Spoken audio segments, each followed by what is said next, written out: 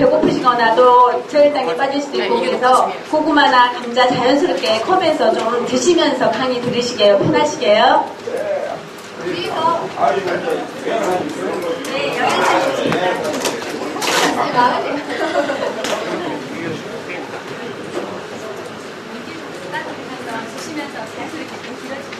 주위에 시식회 있거든요. 음식 가지고 오셔갖고 드시면서 이야기해 주세요. 그렇게 말씀하시면 안 돼요.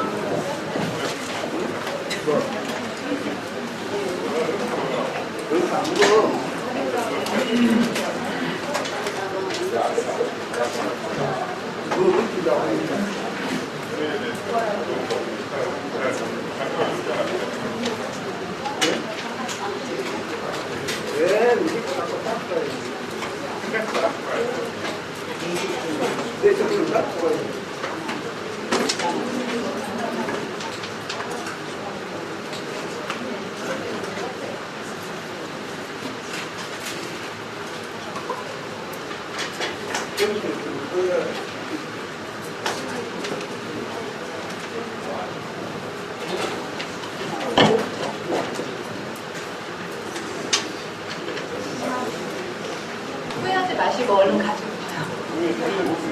아, 그러세요? 제가 도와드릴게요.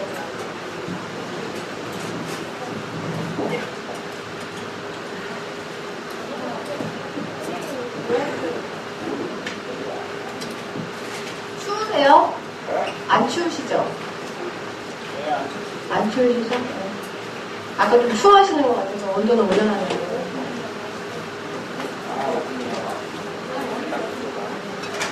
그러면 뭐 시식회 음식 준비해드린 거 가지고 오셔가지고 드시면서 제가 시작할게요. 좀 시간이 많이 늦어져가지고요. 오늘 당뇨병의 식사관리 할 건데 첫 페이지 보시면 앞에 그림이 있었죠? 그림이 맨 앞에 제가 맨 앞에 안 돼요?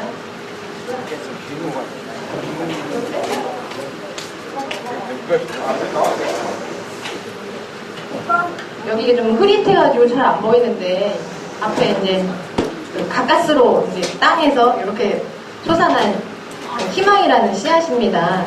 제가 생각하기에 이 씨앗이 나중에 꽃이 되고 열매가 되려면 중간에 역경이 굉장히 많아요.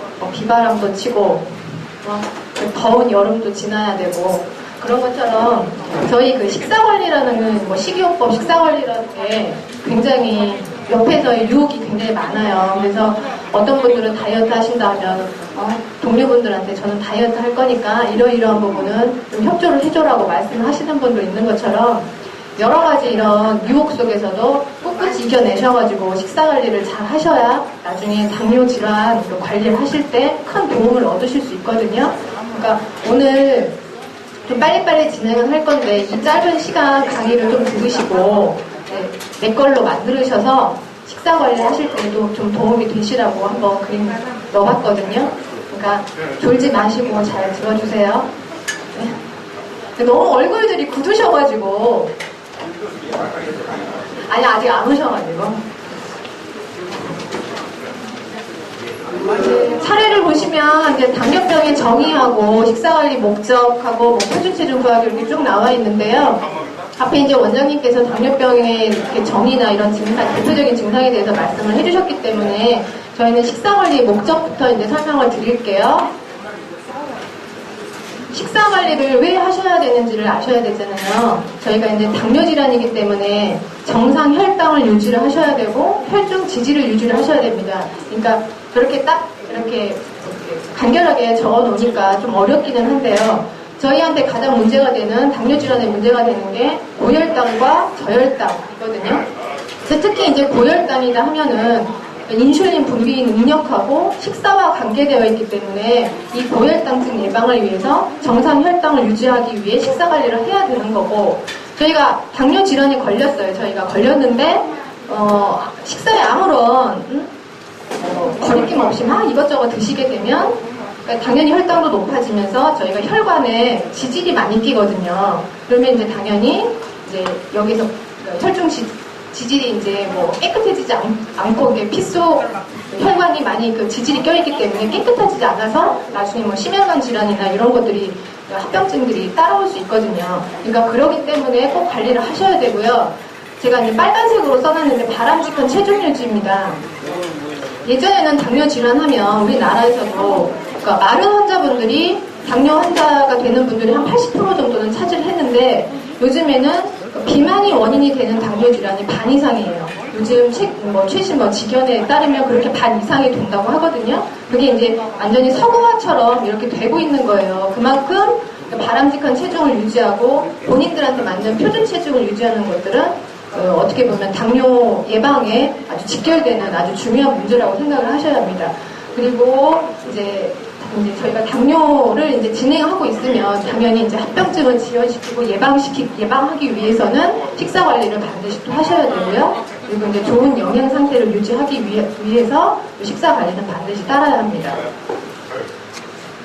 표준 체중을 구하는 공식입니다. 그러니까 남자분들은 본인들의 키 곱하기 22를 곱하시는 거고요. 여자분들은 키 곱하기 22를 곱하시는 거거든요.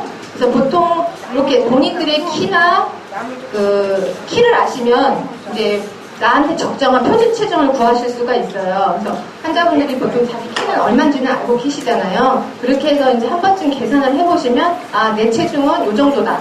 그런데 이제 이 정도가 나가야 되는데 제가 이제 한 몇 킬로 정도 더 나간다 하면 그 정도는 감량을 해주셔야 된다는 거예요. 아까 제가 말씀을 드렸던 게 표준 체중을 유지를 해야만 당뇨와의 연관성을 끊을 수 있다고 말씀을 드렸잖아요.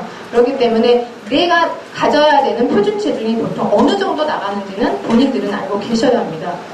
그래서 이제 제가 하루에 먹어야 되는 필요 열량을 구하는 공식이거든요. 이것도 표준 체중을 알았으면 이게 활동량을 곱해서 필요 열량을 구해요. 그러니까 우리가 당뇨 질환을 앓고 있다고 해가지고 누워있는 환자만이 당뇨 환자가 아니고 뭐 일상생활을 하시는 사무실 직원일 수도 있고 활동적인 운동선수일 수도 있거든요. 그렇기 때문에 그 활동량에 따라서 필요 열량은 다 다르기 마련이거든요. 그래서 이런 식으로 필요 열량을 구하시면 되고요.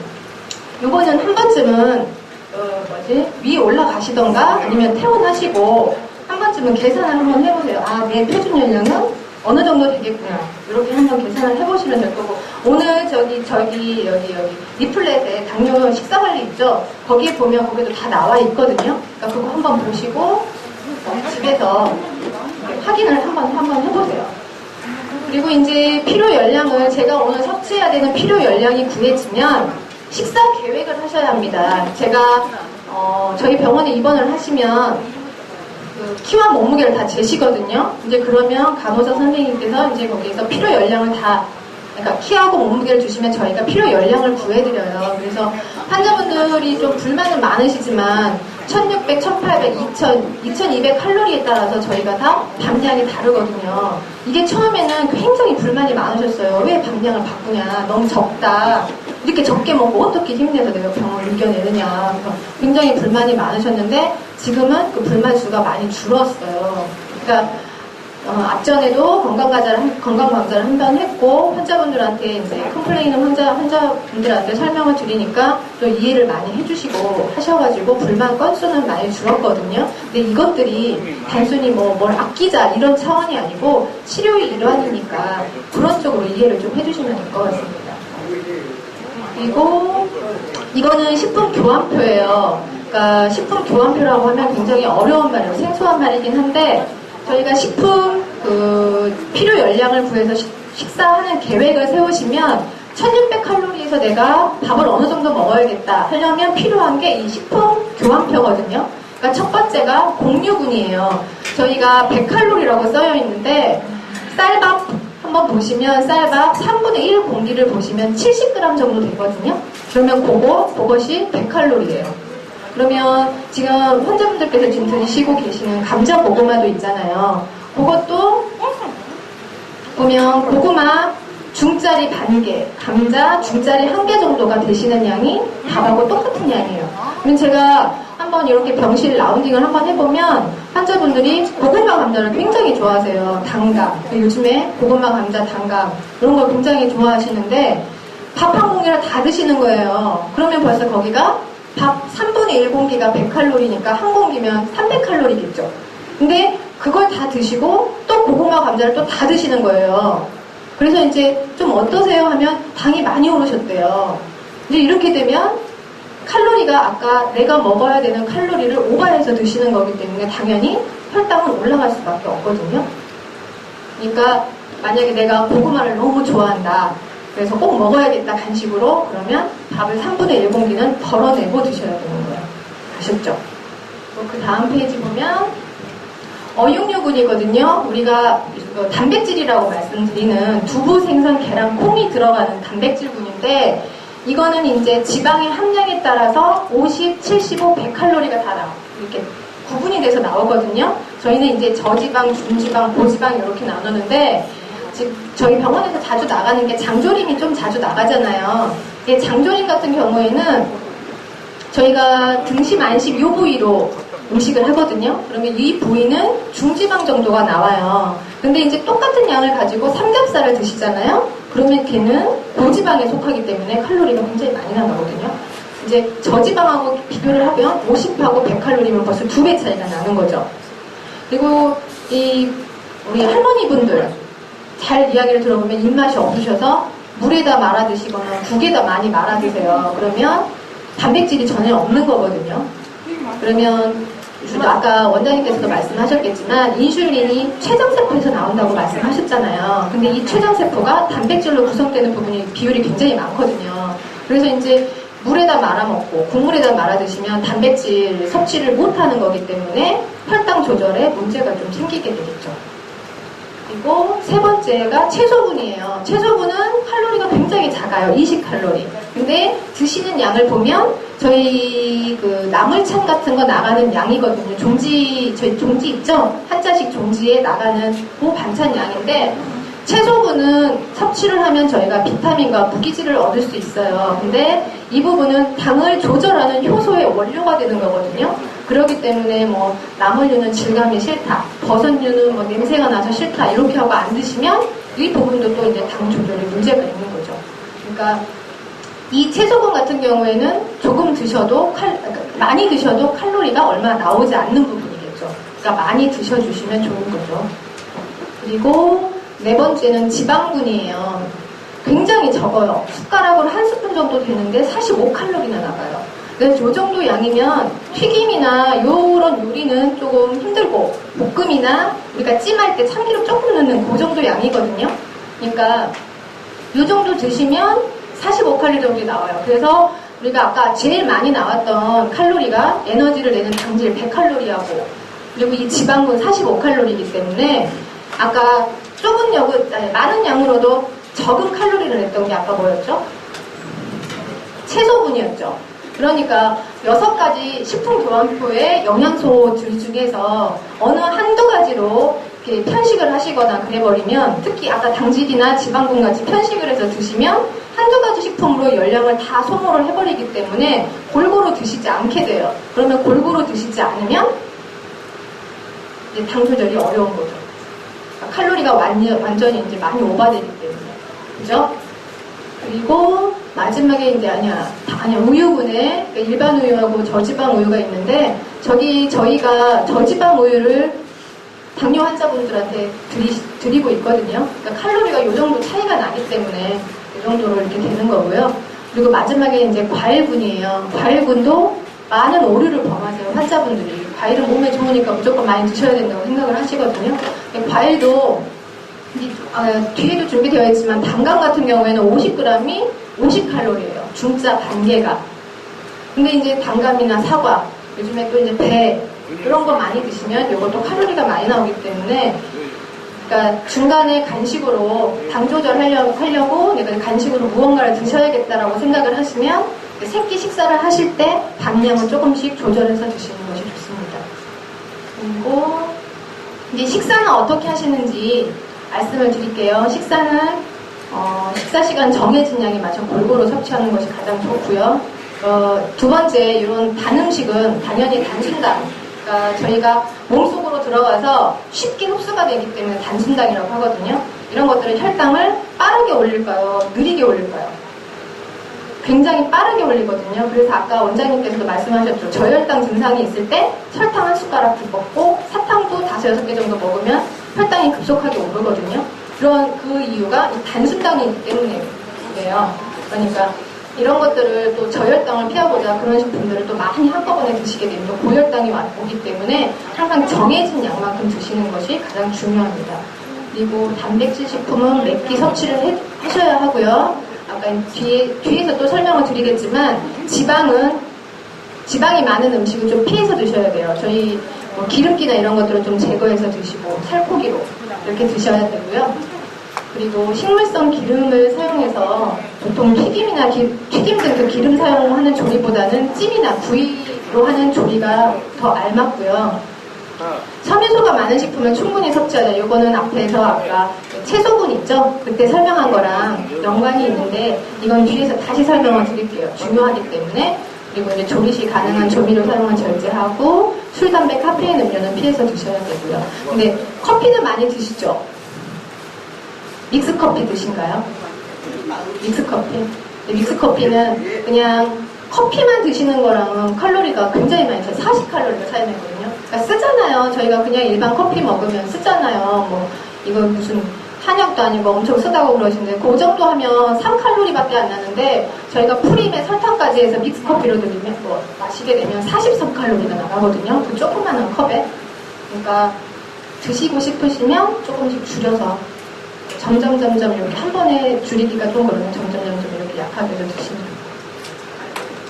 그 식이섬유소는 좀 중요해요. 식이섬유소는 저희가 섭취를 하면 음식물이 이제 소화가 되면서 영양소가 흡수되는 부분이 장인데 이 부분으로 음식이 소화 흡수되는 부분을 좀 늦춰주는 것이 식이섬유이기 때문에 혈당이 급속하게 오르지 않게 해주는 그런 역할을 하거든요. 그래서 아까 채소군도 많이 드시라고 말씀드렸던 게 이게 같이 연관되는 부분인데 잡곡으로 섭취를 좀 하시면 좋고요.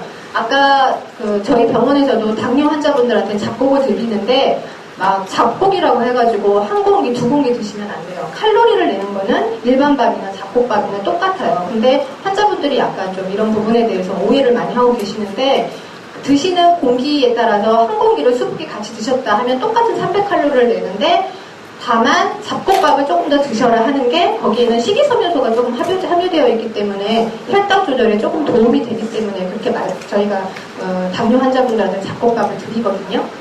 그리고 주스 녹즙 대신에 생과일 생채소를 드셔야 되는 건 당연하고요. 껍질째 드시라고 말씀 많이 하시고 계시죠?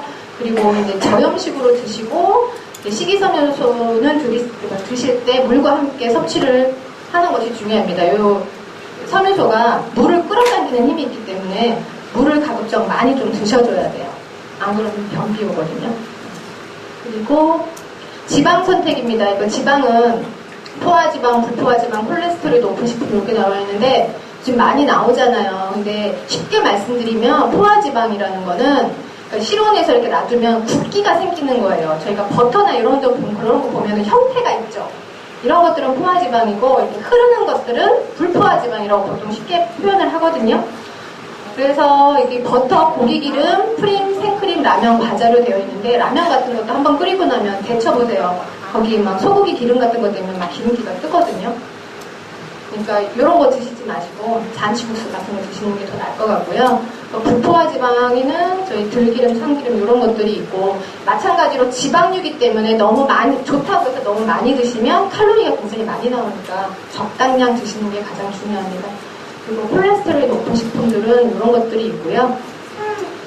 그리고 비교적 자유롭게 먹을 수 있는 식품, 주의해야 할 식품이라는 거는 이 근간이 되는 것들이 그러니까 미국이나 이런 데에서 그러니까 혈압을 조절하고 고혈압을 예방하는 식품이라고 대쉬 다이어트라는 게 있어요. 그러니까 아까 요 앞전에 바로 말씀드렸던 포화지방, 고기지방 같은 거 그리고 중성지방, 콜레스테롤이 높은 식품들은 먹지 말고 보통 여기 있죠. 중국 음식이나 치즈나 케이크, 초콜릿 같은 거 이런 것들은 적게 좀 드시고 푸른잎 채소나 버섯류, 곤약, 홍차, 녹차 이런 해조류 같은 것들은 칼슘이나 칼륨이나 마그네슘 같은 미량 영양소가 굉장히 많아요. 그렇기 때문에 이런 식품들을 많이 드셔야 하죠.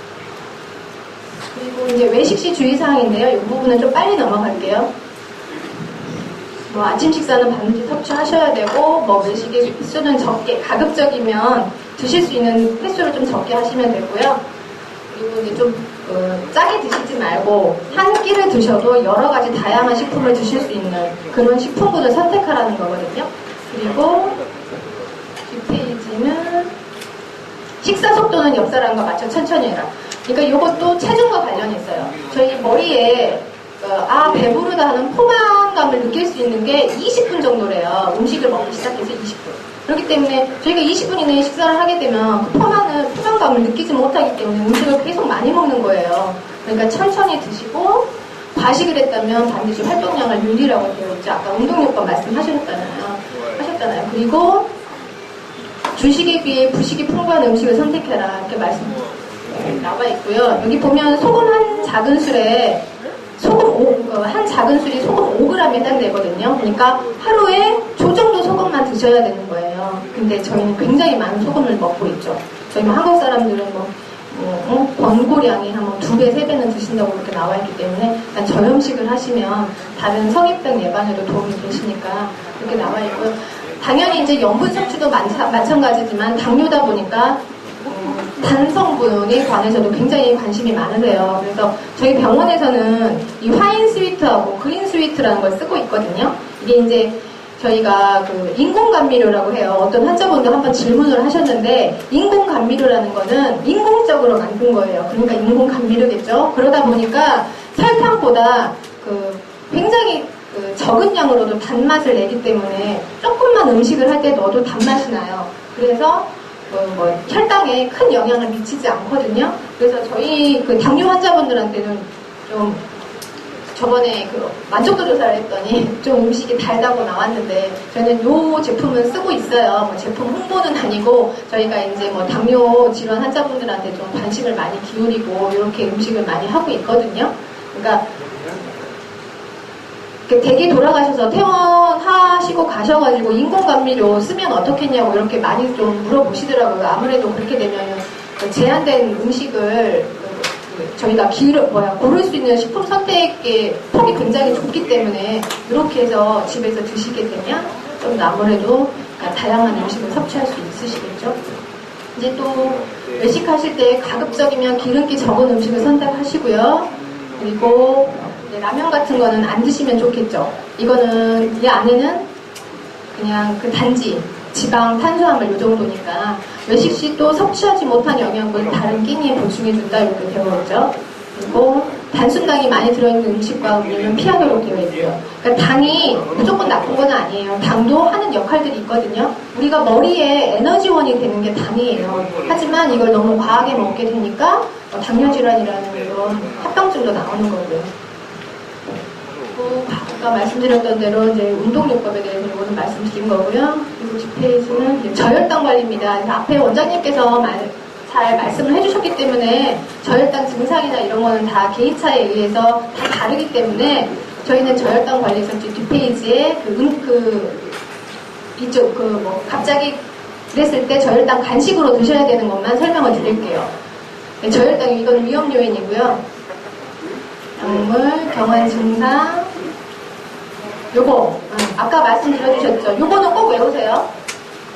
주스 반 개, 반컵, 귤 한 개, 설탕 한 큰술, 요구르트 한 개. 그러니까 밑에도 있잖아요. 그러니까 숟가락 하나로 되어 있는 한 스푼 정도 되어 있는 설탕, 비스킷 5조각 정도, 요 정도 하시면 저혈당 간식으로 되고요. 저혈당의 원인을 아시면 다음에는 절대 저혈당이 일어나지 않을 수 있는 방법을 아시겠죠. 그러니까 저혈당의 원인은 아까 뭐라고 그러시던가요?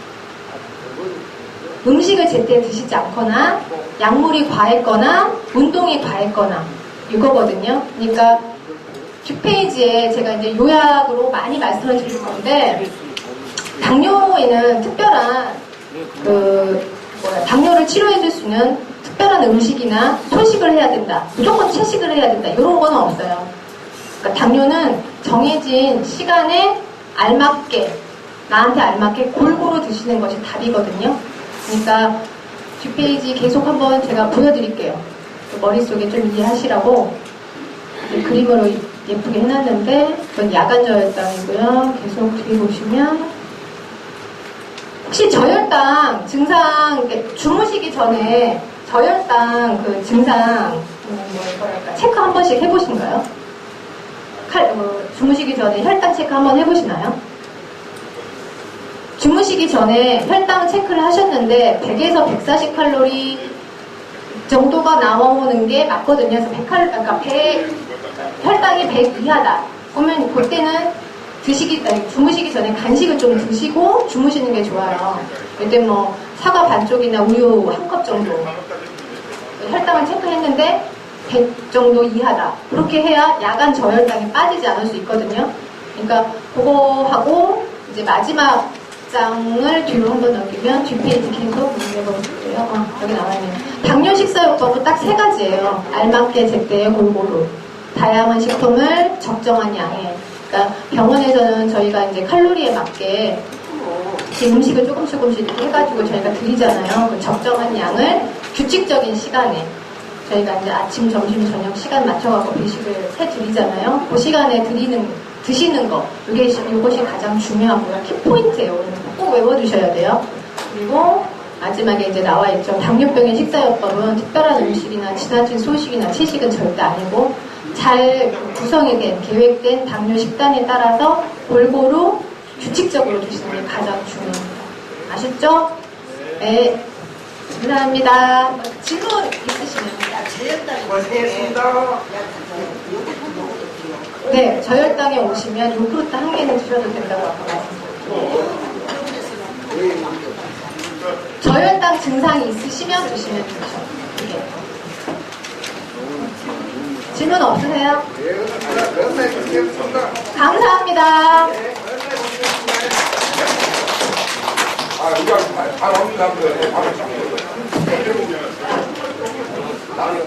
질문 있으세요?